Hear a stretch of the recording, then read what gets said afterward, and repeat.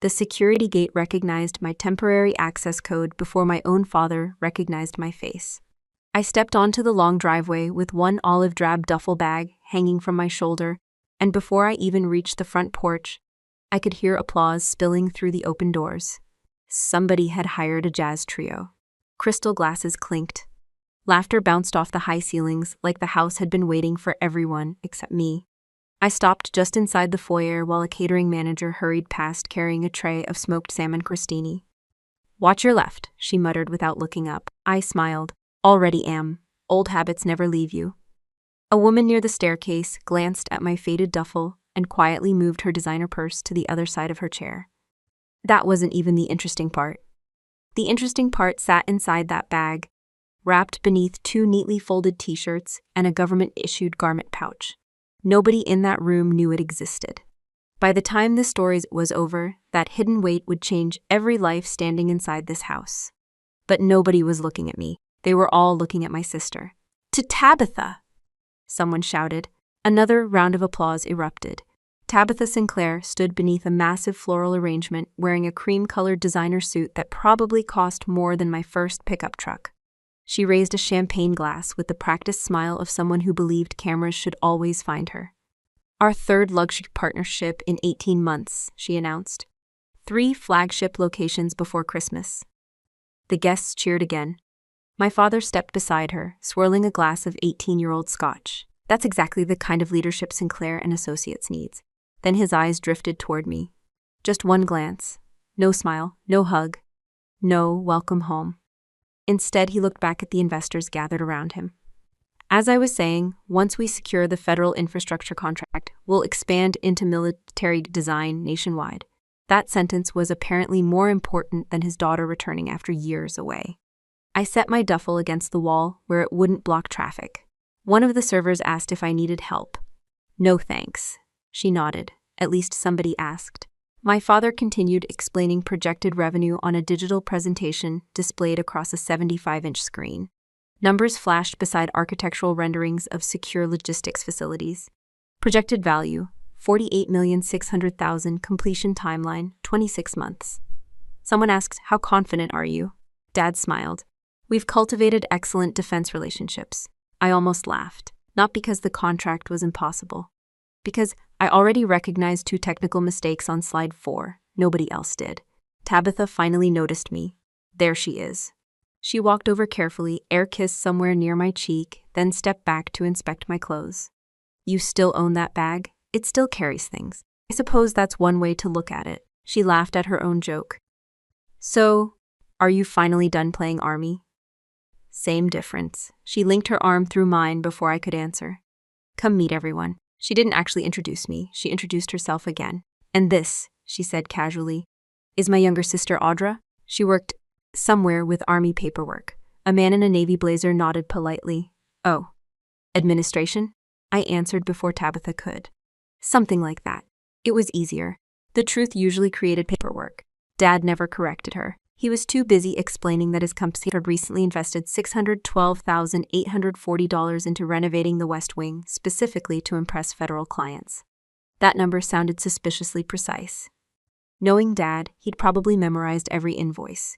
He remembered contractor receipts better than birthdays. Someone handed me a sparkling water. I thanked them. Another guest asked whether I planned to stay in Ohio. "I haven't decided." Dad answered for me. "She'll figure something out." That was apparently the official family plan. Figure something out. No questions about where I'd been. No curiosity about what I'd done. No interest in why I'd spent years disappearing behind military gates. Just figure something out. Funny thing is, I'd spent most of my adult life solving problems people weren't even allowed to know existed. The pianist shifted into another song while guests drifted toward the hallway. Dad lifted his glass. "Ladies and gentlemen, before dinner, I'd love to show you our newest renovation." Everyone all followed him. The Legacy Hall. The name alone sounded expensive. Italian white oak parquet stretched across the floor beneath custom lighting imported from Milan. Framed family photographs lined the walls between architectural awards. Only one child appeared consistently. Tabitha, horse shows, ribbon ceremonies, magazine covers, ribbon cuttings, private school graduation. Her riding trophies occupied an entire illuminated display worth more than some families' kitchens. Dad stood proudly beside them. Every one of these represents discipline. Guests admired the polished silver cups. Someone whistled. Incredible collection. Dad nodded with unmistakable pride. Then he noticed me stepping toward the hallway with my duffel still over my shoulder. His smile disappeared. Audra. Everyone turned. He pointed toward the side entrance used by gardeners and delivery drivers. Use the back entrance. I looked down at my boots. They were clean. I don't want dirt on the imported Italian parquet, he continued. Those floors cost $187 per square foot. Several guests chuckled politely. Nobody challenged him. I picked up my duffel again. Sure. I turned toward the back hallway without another word. Behind me, Dad resumed talking about craftsmanship. Ahead of me, an old service staircase led toward the apartment above the garage where I'd be staying. As I climbed the first step, my bag shifted against my shoulder. Metal touched metal inside, soft, almost silent. The sound made me stop for just a second, because I knew exactly what rested beneath those folded shirts. And if my father thought imported flooring was the most valuable thing under his roof tonight, he was about to learn how wrong a man could be. I carried my duffel upstairs, shut the apartment door behind me, and left every metal exactly where it belonged, out of sight. That had been my rule for years. People couldn't weaponize what they didn't know existed. I unpacked in less than 15 minutes. 2 pairs of jeans, 3 plain shirts, running shoes, a shaving kit. My army-issued footlocker sat untouched against the far wall, still secured with the same heavy padlock I'd used overseas. Most people would have expected it to hold weapons or souvenirs. Instead, it held pieces of a life I had never tried to explain. Downstairs, laughter rolled through the house again. Dinner wasn't for another hour, but the guests had already migrated toward the patio where the caterers were serving bourbon-glazed short ribs on tiny ceramic spoons. I changed into a clean navy sweater and headed back down. The moment I stepped outside, Tabitha spotted me. There she is. She waved me over to a circle of investors as if she were introducing an intern. My little sister finally escaped government life. A silver-haired woman smiled politely. What did you do in the army? Before I could answer, Tabitha jumped in. Oh, nothing dangerous. She laughed. She handled paperwork, inventory, shipping receipts. Probably spent her whole career in a warehouse with fluorescent lights. The group chuckled. I took a sip of iced tea. Close enough. The woman nodded sympathetically. Well, somebody has to keep things organized. Exactly, Tabitha said. Not everyone is cut out for leadership. She turned toward me. I always figured the army liked having people who didn't ask too many questions. I smiled. They definitely appreciate organized paperwork. That answer satisfied everyone, because it sounded boring. Boring was safe. Boring kept classified operations classified. The truth had signatures attached to it that still belonged to the federal government. A young investment analyst asked me whether military work translated well into civilian jobs. I'm sure she'll find an office somewhere, Tabitha answered again. Maybe logistics. Dad overheard the conversation while walking past. Government experience always looks respectable on a resume. That was his contribution. Not congratulations, not curiosity, just resume advice.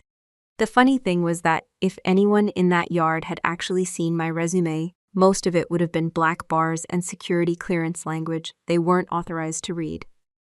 I let them keep their version. It cost me nothing, or at least that's what I kept telling myself. Dinner was served inside at a custom walnut table long enough to seat 18 people. Crystal glasses, linen napkins, place cards. Dad had assigned seats based on who might eventually invest in Sinclair and Associates. I noticed I wasn't seated near him. I was between an accountant from Columbus and a retired orthodontist who wanted to talk about fishing. Honestly, he was the nicest person in the room. Halfway through the first course, Tabitha looked down the table.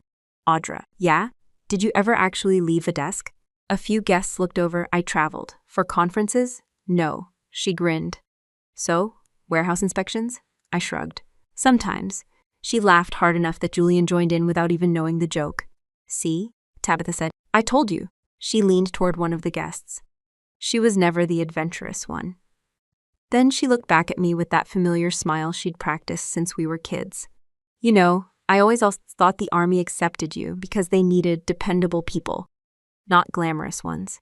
A couple of uncomfortable laughs drifted around the table. She kept going. Let's be honest, you were never exactly built for the luxury retail world. Julian added, or public relations. Definitely not public relations, Tabitha agreed. I mean, charisma matters. I buttered a dinner roll. They made me wear the same thing every day anyway. That earned another laugh. Only this time it came from the accountant sitting beside me. He appreciated dry humor. Tabitha thought I was agreeing with her. She had no idea I'd spent years sitting across from people who measured conversations diligently. Sometimes the biggest threat wasn't the loudest voice. It was the person talking just a little too confidently. Julian fit that profile perfectly. By the second course, he had redirected the conversation toward himself. Dad practically invited it. So, Julian, he asked proudly, how are things progressing with your defense contacts? Julian straightened his tie. Very well. He took a slow drink of wine. I've been speaking with people at the Pentagon every week. Dad nodded with obvious admiration. I knew those relationships would pay off. Julian smiled wider. You'd be amazed how often the Joint Chiefs call for input. I nearly inhaled my water. Call him, the Joint Chiefs, every week? Interesting. A venture capitalist asked, really? Julian nodded confidently. Oh, absolutely. We discuss procurement strategies, modernization priorities, infrastructure planning. He sprinkled in enough buzzwords to impress civilians. Joint logistics integration, strategic readiness, asset deployment architecture. The words sounded expensive. They also sounded randomly assembled. Dad looked genuinely impressed. I've always said networking separates successful people from everyone else. Julian continued. Last Tuesday, I was advising them on a classified acquisition pipeline. I reached for my napkin before anyone noticed the corner of my mouth trying to move. Because classified acquisition pipelines don't get discussed over casual phone calls. And nobody who actually worked inside that system would describe them that way. He kept talking. I've practically memorized the procurement process. No, you hadn't. I dabbed my mouth with the linen napkin and watched him explain defense contracting with the confidence of someone reading instructions upside down. He confused contracting officers with program executive offices. He mixed operational commands with acquisition authorities. Then he mentioned a procurement document by the wrong title. That one almost made me laugh out loud. Not because the mistake was small, because it proved he'd never even opened the document he claimed to discuss every week. He had no idea how to read a defense procurement manifest, not the real one, not even the first page. I looked across the table at my father. He believed every word. And for the first time since walking back into the Sinclair estate, I realized the most dangerous person in this family wasn't the one telling lies. It was the one who desperately wanted to believe them. I left the house before breakfast was over and pointed my truck toward the Franklin Veterans Recovery Clinic instead of another family gathering. Nobody noticed, or if they did, nobody asked where I was going. That worked in my favor. Every few weeks, I volunteered at the clinic. Most of the men and women there didn't care about rank, titles, or impressive resumes. They wanted someone who could sit beside them without turning every conversation into a motivational speech. Mr. Donnelly wanted help setting up a new tablet so he could video call his granddaughter. Sergeant Ellis beat me at checkers again. You still telegraph your moves, he teased. I'll blame the Army. You people blame everything on the Army. We both laughed. It felt good. Simple conversations usually do. Before leaving, I signed the visitor log at 12:18 p.m., dropped a donation envelope into the front desk mailbox, and promised Mr. Donnelly I'd come back the following month with better coffee than whatever the vending machine kept pretending was coffee. Meanwhile, back at the Sinclair estate, something very different was happening. I didn't learn every detail until much later. Some of it came from the housekeeper. Some came from the security camera footage Dad forgot existed over the garage entrance. The rest practically announced itself when I returned. Dad had spent the morning arguing with his chief financial officer over speakerphone. The firm's cash flow wasn't what he'd promised investors. One payment from a commercial project had been delayed. Another client wanted contract revisions before releasing the next $813,600 installment. Julian, naturally, had a solution. If Audra has retirement savings, he suggested, maybe she also has investment accounts. Tabitha nodded immediately. Or military bonuses. Dad frowned. She wouldn't volunteer that information. Julian leaned back. Then maybe she keeps financial records upstairs. It should have ended there. Instead, Dad stood. Let's take a look. According to the housekeeper, Martha, she heard them climbing the service staircase around 1:40. She assumed they were bringing me fresh towels. She never imagined they were carrying a pry bar borrowed from the maintenance shed. The apartment door wasn't locked. They walked in anyway. Julian searched desk drawers. Tabitha opened closet shelves. Dad flipped through folders on my bookshelf, tax returns, insurance papers, vehicle registration. Nothing interesting, nothing valuable, nothing they could use. Then Julian noticed the footlocker, military green, heavy steel corners, government property markings partially sanded away years earlier. There, Dad walked over. What do you think? Probably financial records. Tabitha folded her arms, or cash. Dad tried the padlock, locked. He hesitated, for maybe 3 seconds. Julian handed him the pry bar. I'll replace the lock afterward. That sentence somehow made the whole thing acceptable, at least in their minds. Metal scraped against metal. The lock resisted, then finally snapped. The sound echoed through the apartment. Dad lifted the lid. Inside, everything had been packed exactly the way I'd left it. Pressed uniforms, field notebooks, old photographs, certificates sealed inside waterproof sleeves. Each layer folded with the kind of precision military habits never completely erase. Tabitha frowned. Seriously? She picked up one uniform. You even fold your clothes like they're still inspecting you. Julian dug deeper. No bank statements, no stock portfolios, no deeds. Dad searched another compartment. Then he found the velvet case, dark blue, no label. He opened it carefully. The room went quiet. Even Julian stopped moving. Inside rested my Bronze Star medal with valor. Beside it lay my Meritorious Service medal. The ribbons looked almost untouched because I almost never displayed them. Dad stared. I've seen these before. Julian nodded slowly. Those aren't ordinary medals. He wasn't wrong. Even without understanding them, he recognized they represented something significant. For one brief moment, there was silence. Not respect, just uncertainty. Dad picked up the Bronze Star by its ribbon. It feels real.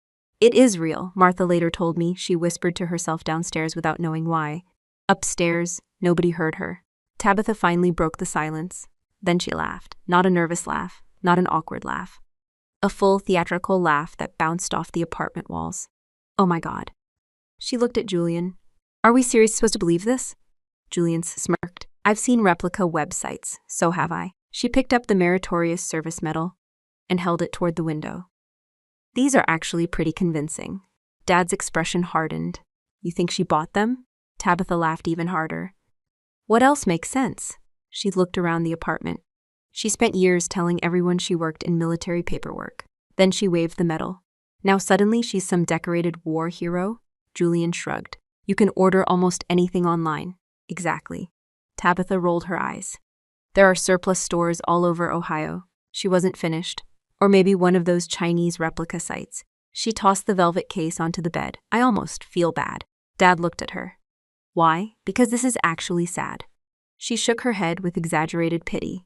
Imagine feeling so invisible that you buy fake medals just to make yourself interesting. Julian chuckled. That's honestly kind of pathetic. No, Tabitha corrected.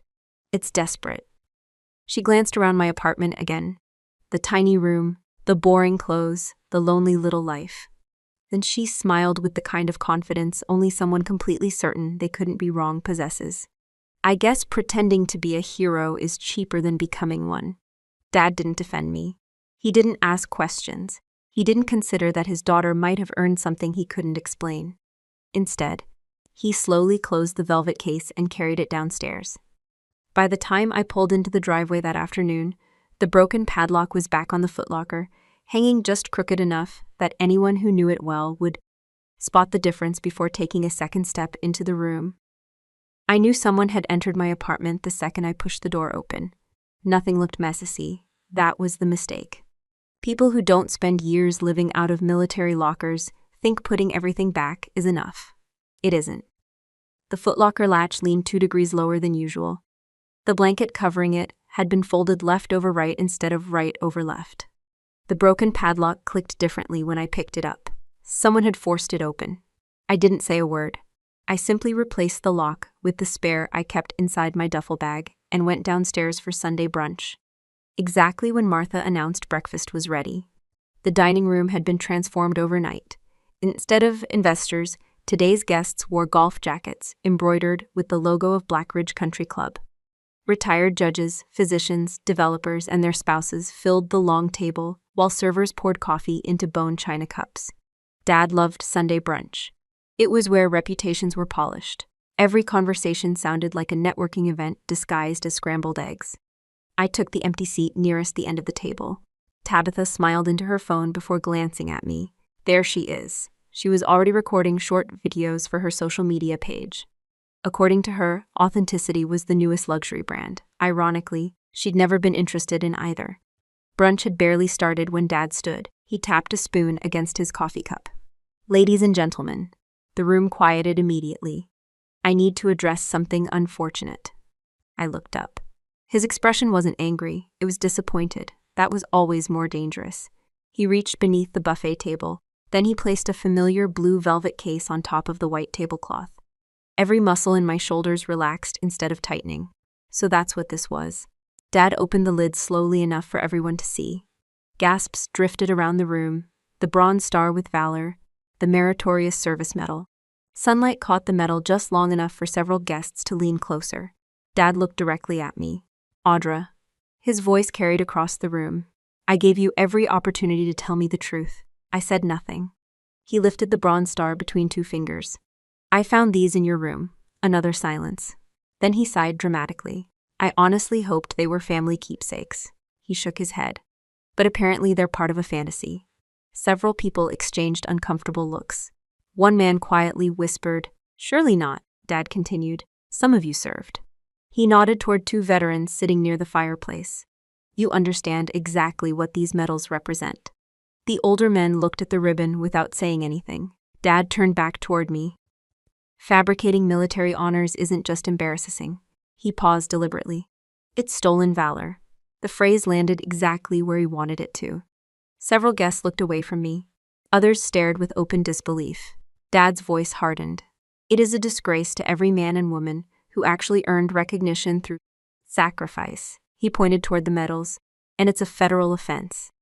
The irony almost made me smile, not because he was accusing me, because he had spent 30 years teaching clients to verify facts before making public statements. Apparently that rule stopped at family. Tabitha had already opened her phone again. I caught a glimpse of the screen. She wasn't texting, she was posting. She angled the camera just enough to include the velvet case while carefully avoiding the faces of guests. Her caption appeared as she typed. "Some people need professional help more than public sympathy." "Family truth," she frowned. No hashtags. She deleted them, then she tried again.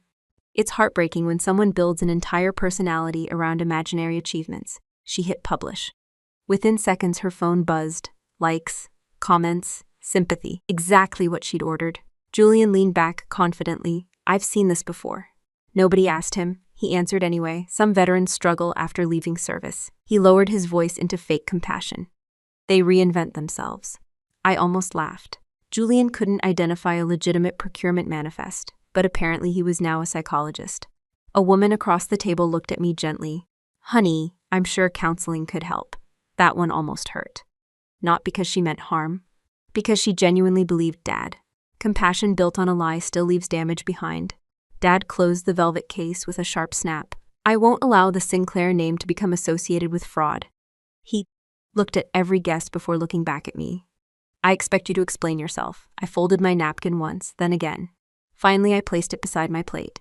No speech, no defense, no list of deployments. No mention of Kabul. No mention of the classified operation that began inside a concrete command room where every watch had been synchronized to the second before the first encrypted signal crossed the border. No mention of the night those medals were earned. Some stories don't belong at brunch. Some promises don't expire because someone insults you. I stood. Every eye followed me. Dad waited. So I walked around the table until only a few feet separated us. His hand still rested on the velvet case. I looked at it, then at him. He expected anger, excuses, maybe tears. Instead, I simply met his eyes. Years in intelligence work teach you something useful. Most people can only hold confident eye contact while they believe they're right. The moment doubt enters, their eyes search for somewhere safer to land. Dad lasted maybe 6 seconds. His gaze drifted toward the window. Just once. That was enough. I leaned forward slightly so only he could hear me. You should have kept that box closed, Dad. I stepped around him and walked toward the hallway. Nobody stopped me. Behind me, the dining room remained completely silent, not because anyone suddenly believed me, because for the first time that morning, my father was no longer looking at his guests. He was staring at the closed velvet case, as though it had become something far heavier than two medals resting inside it. I kept walking until the voices behind me dissolved into the clatter of dishes. But by Monday morning, the house was acting as if the brunch disaster had never happened. The Sinclair estate never stayed embarrassed for long. Dad believed every public failure could be erased by hosting a more important guest. 3 days after accusing me of stolen valor in front of half the country club, he gathered the executive team in the library. I wasn't invited, but the walls in that house had never been especially loyal. By lunchtime, Martha quietly knocked on my apartment door. They're celebrating downstairs. What happened? Mr. Ashcroft says he pulled off a miracle. I followed her downstairs just in time to hear Julian announcing the news. Ladies and gentlemen, next Thursday evening, General Thaddeus Campbell will be joining us for a private dinner. The room exploded with excitement. Dad actually slapped Julian on the shoulder. I knew you could make it happen. Julian accepted the praise, like a movie star accepting an award. It wasn't easy. The general's office turned down 2 previous invitations, but they accepted yours? One project manager asked. Julian smiled. I've built relationships. I lowered my eyes before my expression betrayed me. People at General Campbell's level didn't casually accept dinner invitations from defense brokers looking for business. If the invitation had been accepted at all, there were almost certainly official staff involved, background reviews, scheduling requirements, and legal guidance. Julian made it sound like he had texted an old fishing buddy. Dad didn't care. All he heard was opportunity. The military logistics initiative alone could bring this company over $50 million during the next 5 years. He turned toward the conference table. We are going to make a flawless impression. That sentence became everyone's full-time job. For the next several days, contractors polished stone columns that already reflected sunlight. Fresh flowers arrived every morning. A local chef submitted 4 revised dinner menus before Dad finally approved the 5th. I accidentally saw one invoice lying beside his laptop. Event production, $18,742.60. Apparently dignity could be rented by the hour. Nobody asked whether I planned to attend. Dad answered that question himself. He knocked on my apartment door the evening before the dinner. You'll be downstairs tomorrow. I assumed so. You won't be sitting with us. I assumed that, too. He ignored the comment. I need you dressed modestly. He looked me over as though evaluating a piece of furniture. Dark colors. No bright jewelry, no attention. I nodded. Fine. You'll help the catering staff. I've never worked for a catering company. You can carry trays. His voice remained perfectly calm. And make sure General Campbell's glass never stays empty. That was my assignment. Not daughter, not guest. Server. Dad started walking away, then stopped. One more thing, yeah? Stay in the background. I almost smiled. I've had a lot of practice. He either missed the joke or pretended to. By late afternoon, the estate looked more like a boutique hotel than a family home. The chef coordinated plating with military precision. White-gloved servers rehearsed routes between the dining room and the terrace. Julian wandered around holding a leather portfolio he never opened. He wanted everyone to notice it. Successful people often mistake carrying a folder for having something important inside it. I helped arrange water glasses because standing still invited conversations I wasn't interested in having. One young server whispered, "You family? Technically." She laughed. "I thought you worked here." So did my father. She blinked, unsure whether I was joking. Honestly, so was I. Around 5:20 p.m., I walked into the kitchen looking for bottled mineral water. Julian followed me inside and quietly shut the swinging door behind him. The sounds of the dining room faded immediately. His friendly smile disappeared. "We should talk." "I don't think we should." "I do." He stepped closer. "I know exactly what you're doing." I picked up a tray. "No, you don't.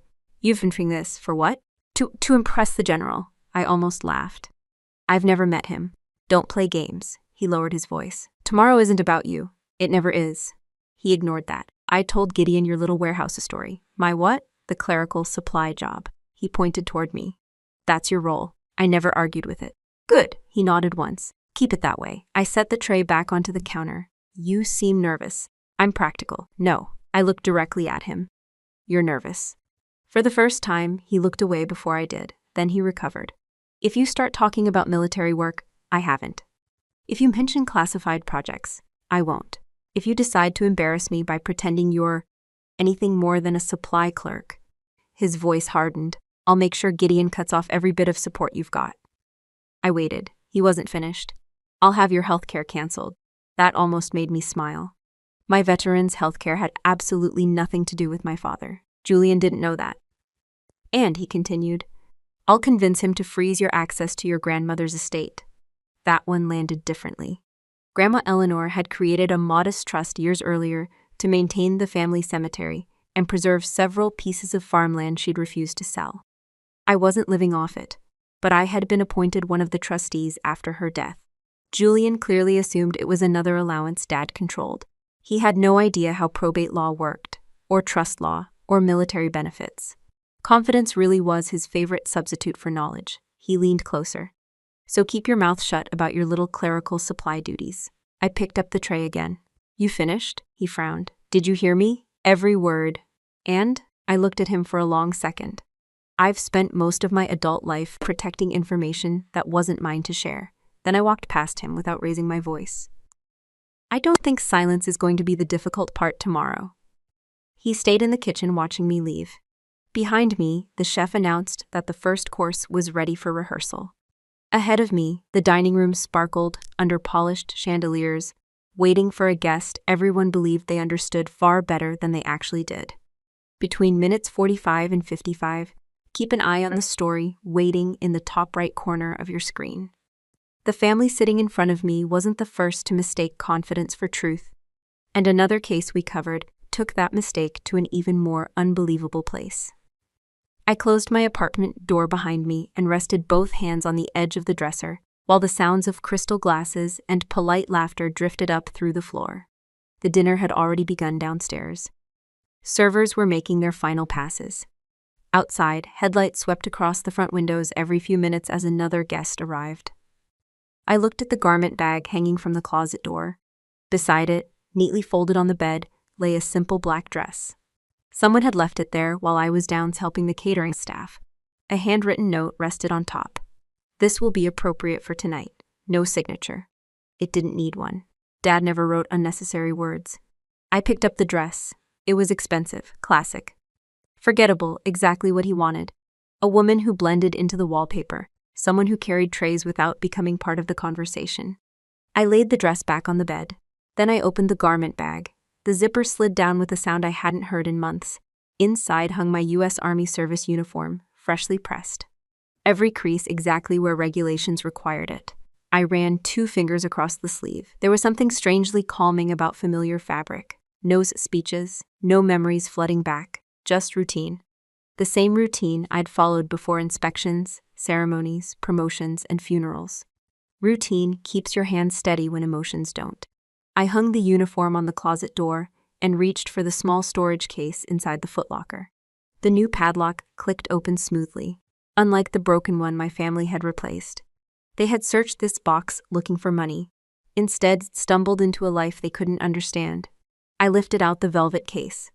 For a few seconds, I simply looked at it, not because of what was inside, because I remembered exactly why I'd hidden it. I hadn't been ashamed. I'd been tired. Tired of explaining things I wasn't allowed to explain. Tired of watching conversations stop the moment someone heard the word classified. Tired of becoming the story instead of simply living my life. Silence had been easier until it wasn't. I thought about brunch. About strangers offering counseling because my father had convinced them I was delusional.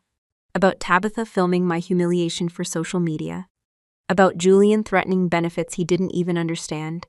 Something finally became obvious. Silence hadn't protected peace. It had protected cruelty.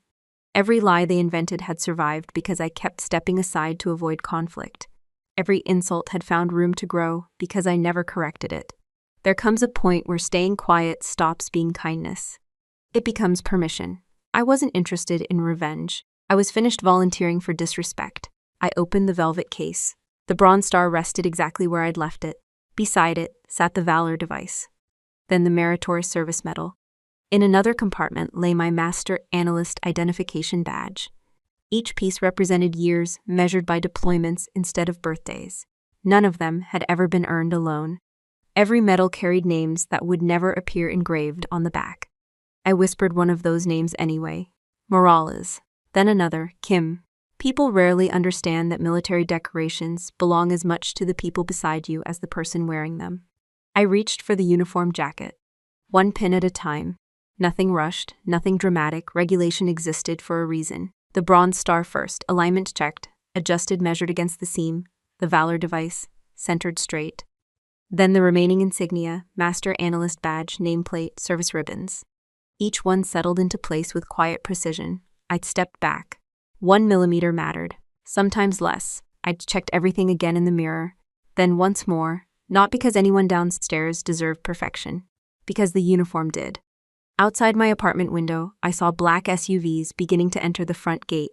The General's advanced security team. Right on schedule, professional, unremarkable, exactly how professionals preferred to arrive. Downstairs, I heard Dad greeting another guest. His voice carried easily through the open foyer. General Campbell appreciates discipline. I almost smiled. He had no idea. A soft knock interrupted my thoughts. Martha opened the door slightly. They're serving the first course. I'll be down. She looked at me, then stopped speaking altogether. For several long seconds, finally she smiled. Not a surprised smile, not admiration, recognition. I wondered what? If your father knew who he was talking to.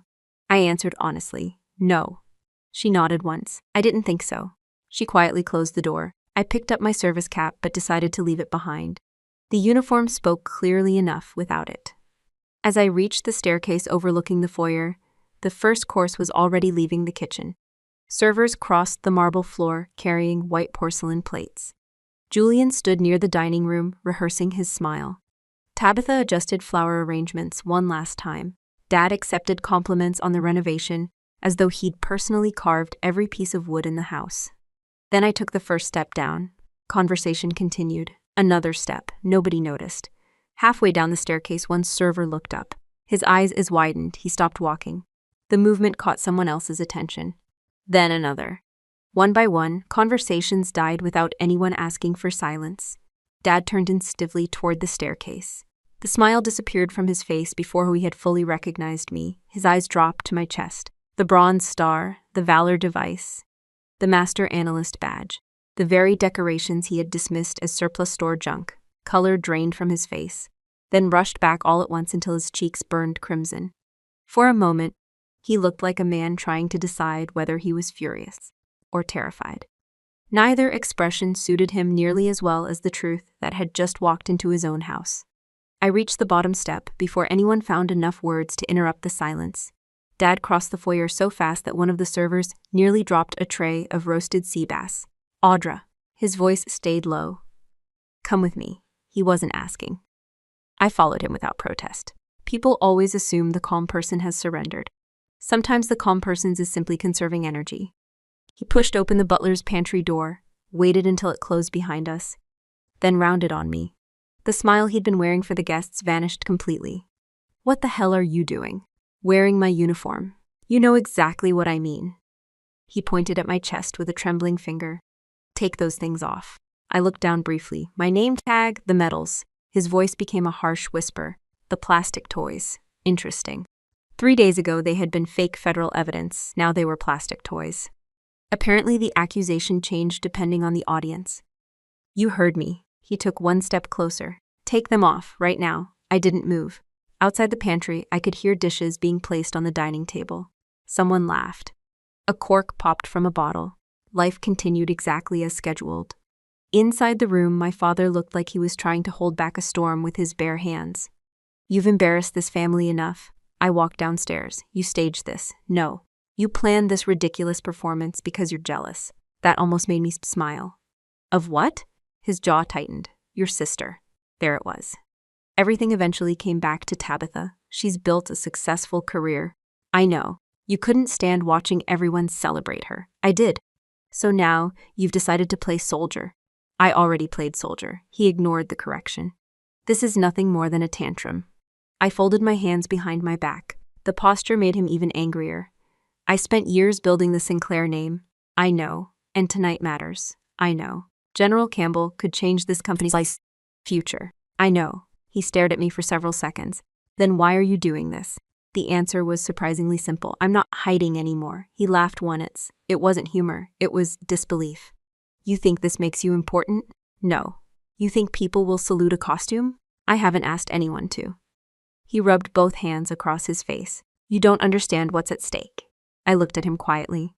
I understand more than you think. No, you don't. His voice rose before he forced it back down. If Julian secures this contract, your sister's future is protected. My uniform doesn't affect that. It absolutely does. He jabbed another finger toward my chest. You're making us look ridiculous. No, you are. For the first time, he looked genuinely shocked that I had answered him directly. He stepped closer until only inches separated us. If General Campbell walks in here and sees you dressed like this, he'll see a retired army captain. He'll see a liar. I didn't answer. Dad mistook silence for weakness. He always had. He tried a different approach. If you care about this family, I waited. You'll change clothes. No. If you care about me, no. His eyes narrowed. You'd choose those fake medals over your own father? I held his gaze. I'm choosing the truth. He slammed his palm against the pantry shelf. Glasses rattled. I've had enough. His voice dropped into something colder. If you walk out of this room wearing that uniform, he paused. Don't ever call me your father again. The words hung there, heavy, permanent. Most people imagine ultimatums feel dramatic. They don't. They're usually quiet, like paperwork being signed, like a door closing, like someone deciding that love only exists if obedience comes with it. For just a second, I looked at the man standing in front of me. Not the architect, not the businessman, just my father. I remembered him teaching me to ride a bicycle, helping with 6th grade math, buying me my first pair of work gloves. Those memories were real. So was the man threatening to erase me because of a uniform. Both versions existed. One didn't cancel the other. The pantry door swung open slightly. Julian peeked inside. There you are. He stepped in without waiting. General Campbell's con just left the hotel. Dad turned immediately. How long? Julian checked his phone. About 20 minutes. Then he noticed me still standing there. His face tightened. She's still wearing it? Dad answered for me. She's refusing. Julian sighed dramatically. Unbelievable. He looked directly at me. Take the medals off. No. They're going to ask questions. Maybe. You'll ruin everything. I won't. He laughed. You honestly think the general is going to care about some retired supply clerk? I looked at him without blinking. No, I didn't think so. He turned back toward Dad. We don't have time for this. Actually, we did. I slowly raised my left wrist. The silver military watch had traveled farther than anyone in that house knew. The crystals carried one tiny scratch near the edge from a concrete stairwell overseas. It still kept perfect time. I checked it, then looked at both of them. At 18, I said calmly. The general enters this gate. Neither man spoke. You can stand here arguing with my uniform. I shifted my eyes toward Julian. Or you can prepare to explain why your son-in-law's logistics proposal uses military codes I personally retired 3 years ago. Silence. Real silence. Not the polite kind from brunch.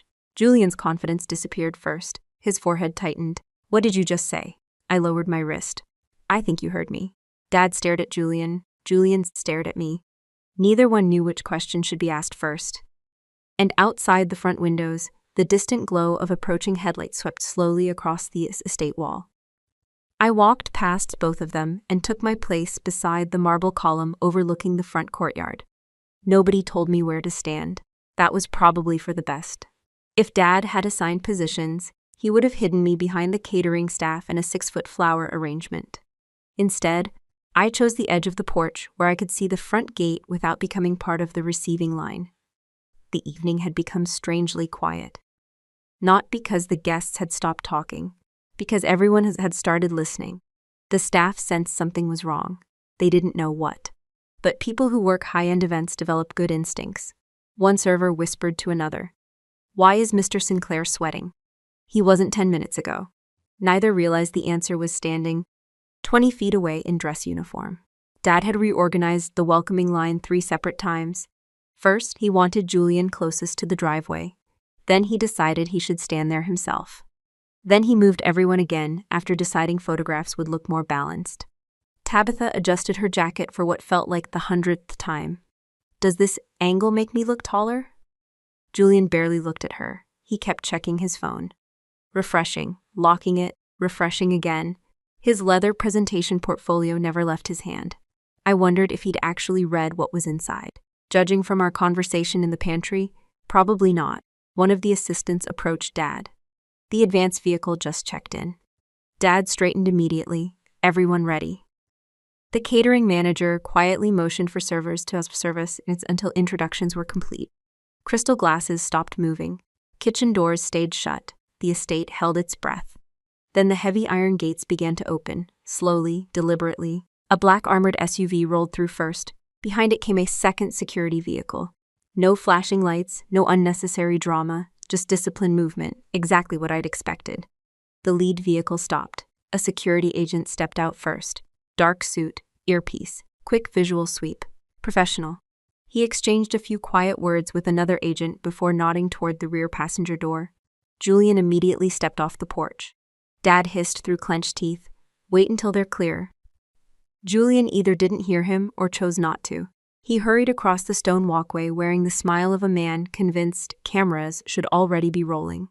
The rear passenger door opened. General Thaddeus Campbell stepped out. Even in civilian business attire, there was nothing casual about him. Some people announce authority by talking, others simply carry it. He thanked the driver with a small nod before adjusting the cuff of his jacket. No dramatic entrance, no performance. Julian extended his hand before the general had taken 3 steps. "General Campbell," his voice boomed across the courtyard. What an absolute honor. The general turned politely. Julian launched forward before anyone could interrupt. "I'm Julian Ashcroft." He laughed as though greeting an old friend. "We've crossed paths through Colonel Hastings." No reaction. "And Colonel Mercer sends his regards." Still nothing. Julian kept going. "I was actually discussing strategic logistics with Colonel Donovan just last week." Interesting. The night before, I'd overheard him practicing those names in the library after searching publicly available biographies online. Unfortunately for him, one of those officers had retired nearly 2 years earlier. Another had never worked in the command he had just referenced. The general's expression never changed. Julian continued anyway. "I've admired your modernization initiatives for years." Dad finally joined them. "General, welcome to the Sinclair estate." The general shook Dad's hand politely. "Thank you." His voice remained calm, measured, professional. No warmth, no familiarity. Exactly the tone senior officers use when attending required functions. Tabitha stepped forward next. "We're so honored." She offered her brightest public relations smile. "We've planned a wonderful evening." The general nodded courteously. "Thank you."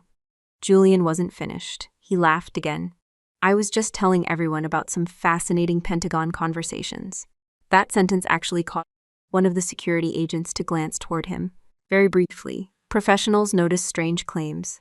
The general didn't encourage the topic. Instead, he adjusted his jacket again. Julian stubbornly kept talking. "I imagine you've spoken recently with General Atkinson." There wasn't a General Atkinson serving in the position Julian had referenced. "Not anymore," Dad interrupted before the mistake grew larger. "We're excited to present our proposal." Julian immediately lifted the leather portfolio. "I've developed several logistics concepts personally." The general looked toward the folder, then back toward Julian. Still no expression, no excitement, no recognition, nothing. It was like watching someone politely listen to a stranger explaining the rules of a sport they had invented. Then something changed. Not dramatically, almost imperceptibly. The general's attention shifted. His eyes moved past Julian's extended hand, past Dad's expensive suit, past Tabitha's carefully rehearsed smile, past the polished limestone columns, past the imported flower arrangements, past every carefully constructed symbol of wealth standing on that porch. His gaze continued moving until it reached the shadow beside the marble column. Me. For one brief second, nothing else in the courtyard seemed to exist. Julian was still talking. The words simply stopped mattering. The general wasn't listening anymore. His eyes settled on my service uniform. Then lower, the ribbons, the bronze star, the Valor device, the Master Analyst badge. Recognition arrived before a single word was spoken. I had seen that expression before, not often, usually between people who had shared information that couldn't be discussed in public. The conversation around us dissolved into meaningless background noise. Dad noticed first. He turned toward me, then toward the general, then back again. Confusion spread slowly across his face. Julian Line finally realized no one was paying attention to him. He followed the general's line of sight. So, he laughed awkwardly. That's just my sister-in-law. Nobody answered him. Because every person on that porch had just become an audience to something none of them understood. And General Thaddeus Campbell had not taken another single step toward the front door. The general's eyes stayed on me long enough that everyone else finally stopped, pretending nothing unusual was happening. Julian lowered his hand. Dad's plate smile collapsed. Even the catering staff froze in place. For a heartbeat, nobody moved. Then General Thaddeus Campbell did something no one on that porch expected. He did not continue toward the dining room. He did not acknowledge Julian's presentation folder. He did not ask about the architectural proposal. Instead, his posture straightened with the kind of precision that only comes from decades in uniform. His shoulders squared. His chin lifted slightly. Then, with deliberate control, he raised his right hand to his brow. It wasn't a casual greeting. It wasn't a friendly wave. It was a flawless military salute. Directed at me, not at my face, at my uniform, at the decorations on my chest. The entire courtyard fell silent.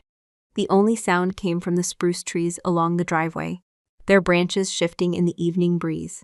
For a second, I saw disbelief look spread across every face around us. One server forgot she was holding a wine bottle. Another stood motionless with a tray balanced in both hands. Tabitha blinked several times as though her eyes had suddenly stopped cooperating. Julian looked from the general to me and back again, waiting for someone to laugh. Nobody did. I returned the salute, slowly, exactly as regulations required. Not because cameras were watching, not because anyone in the Sinclair family suddenly deserved an explanation, because respect inside the uniform had never depended on who happened to be standing nearby. The general lowered his hand. A smile finally crossed his face. Not the polished smile he'd offered my father, a genuine one. Captain Sinclair. His voice carried easily across the stone courtyard. It's good to see you again. Dad stared at me, then at the general. His mouth opened. Nothing came out. Julian recovered first. I'm sorry, General. He forced a laugh. I think there's been some misunderstanding. The general turned his head only enough to acknowledge that someone had spoken. There has. Julian relaxed slightly. I'm glad we're clearing it up. The general looked directly at him. The misunderstanding belongs to you. Julian's smile disappeared. Dad finally stepped forward. General Campbell, his voice cracked. I'm afraid my daughter may have misrepresented. The general raised one hand, not aggressively, simply enough to stop him. Mr. Sinclair. Dad fell silent immediately. I don't believe Captain Sinclair has misrepresented anything. Another long pause settled over the courtyard. Guests quietly exchanged confused looks. One retired judge whispered to his wife. Did he say captain? She nodded without taking her eyes off us. The general walked forward. He passed Julian first. The leather portfolio remained hanging awkwardly at Julian's side. Then he walked past Dad, past Tabitha, past the expensive floral arrangements, past every carefully planned detail of the evening. He stopped directly in front of me. For just a second, neither of us spoke. Then he extended both hands, not for a formal handshake. He clasped my right hand with both of his, firmly, warmly, the kind of greeting reserved for someone whose work had earned personal respect. Captain Sinclair, he said, the Joint Chiefs have been searching for your analytical counsel for 6 months. The words landed harder than any shout could have. I had no idea you were hiding in Ohio. Several guests gasped. Julian's portfolio slipped from his fingers and struck the stone walkway with a flat thud. Papers scattered across the ground. Nobody bent down to collect them. The general continued speaking. We were informed you declined 2 consulting appointments after retirement. I wasn't ready. He nodded. I respected that. His smile returned. But we've missed you.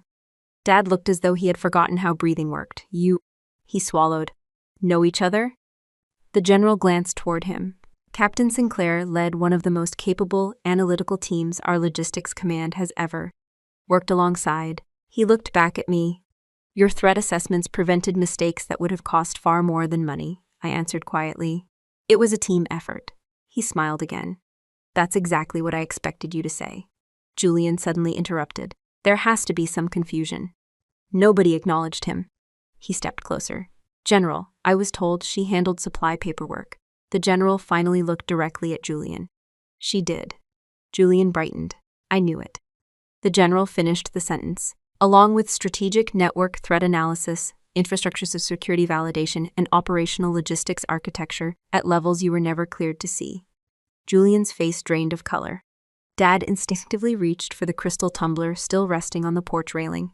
His fingers closed around it automatically. He lifted it halfway toward his mouth, stopped, looked at me again, then at the bronze star, then at the Valor device. Every accusation he'd made over the past week seemed to return all at once. Fake medals, stolen valor, plastic toys, warehouse clerk, supply girl. Each lie collapsed under the weight of one simple salute. His knees suddenly gave way. The crystal glass slipped from his hand. It struck the stone steps, shattered into dozens of sharp pieces. Amber scotch spread across the polished granite. Dad reached for the porch column but missed it entirely. His vision seemed to empty behind his eyes. The last thing he saw before everything went black was the same daughter he had ordered to use the back entrance, now standing at attention, while one of the highest-ranking officers in the United States Army addressed her with unmistakable respect. Then Gideon Sinclair collapsed forward onto the front steps, and nobody moved to catch him. I watched the paramedics help my father onto a stretcher while nobody seemed to remember that dinner had ever been the reason we were all standing there. Dad insisted he was fine. His blood pressure had simply crashed, according to the paramedic. Pride usually survives longer than dignity. The ambulance crew cleared him to remain home after a full examination, but the evening had already changed beyond repair. Nobody looked at Julian the same way anymore. Nobody looked at me the same way either. General Campbell turned toward the dining room. I believe your chef has gone to considerable effort. He smiled politely. It would be a shame to waste dinner. The sentence broke the tension just enough for people to move again. Servers resumed carrying plates. Guests slowly found their seats. Only the seating arrangement had quietly changed. Without anyone announcing it, the general asked me to sit beside him. Dad remained across the table. He barely touched his food. Julian looked like a man attending his own job interview after accidentally setting his resume on fire. For several minutes, conversation stayed comfortably ordinary. Travel, architecture, historic preservation, the chef's bourbon reduction. General Campbell complimented the vegetables before asking Dad about one of the firm's commercial projects. Dad answered mechanically. His confidence had disappeared somewhere between the salute and the ambulance. Then Julian saw an opening. He slid his leather portfolio across the table. General, if I may. The general nodded politely. Julian immediately brightened. I've prepared several recommendations for strengthening logistics security across regional infrastructure. He opened the binder. Charts, flow diagrams, military terminology sprinkled everywhere. He had spent a great deal of effort making it look impressive. The general quietly flipped through the first few pages. Then another, no expression. Finally, he stopped. His finger rested on one page filled with network validation procedures. He looked at me. Captain. Sir, do these look familiar? I leaned slightly closer. They did. Painfully familiar. They should. Julian smiled. I've spent months researching best practices. I closed the binder gently. No. I looked directly at him. You spent months rewriting them. His smile froze. General Campbell looked at the page again. This section, he tapped the margin, is nearly identical. Julian rushed to answer. Industry standards naturally overlap. The general calmly shook his head. Not these. He turned another page, the sequence numbering, another page, the authentication language, another, the contingency hierarchy. He closed the binder.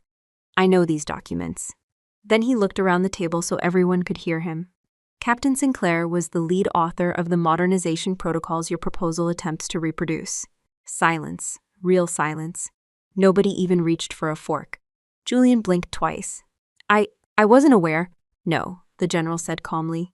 You weren't. He rested one hand on the portfolio, because the complete versions were never publicly released. Julian's face turned pale. The general continued without raising his voice.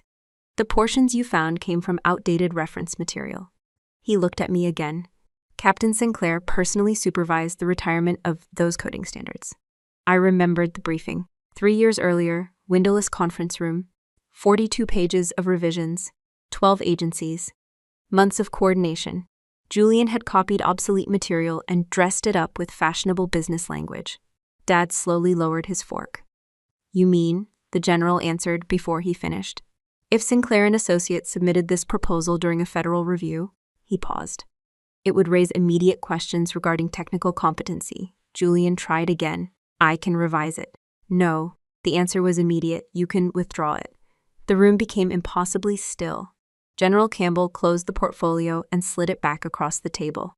I'll also be advising the acquisition office that your firm should not participate in upcoming logistics infrastructure bids until your compliance process receives its independent review. Nobody misunderstood what that meant. No contracts, no interviews, no second chances. Years of networking disappeared in one quiet paragraph. Dad closed his eyes, not dramatically, just long enough to understand what had happened. Everything he had trusted had been built on appearances. Dinner ended without another business discussion. Guests thanked the chef, shook hands, left quietly. No one asked me about the medals anymore. Respect had replaced curiosity. Before leaving, General Campbell handed me a simple business card. No gold lettering, no dramatic seal. Just a secure government contact number handwritten on the back. We still have an opening. I smiled. I know. When you're ready, I am. He nodded once. I thought you might be. The next morning, I packed exactly what I had arrived with. One olive drab duffel bag. Nothing more. The apartment took less than 10 minutes to empty.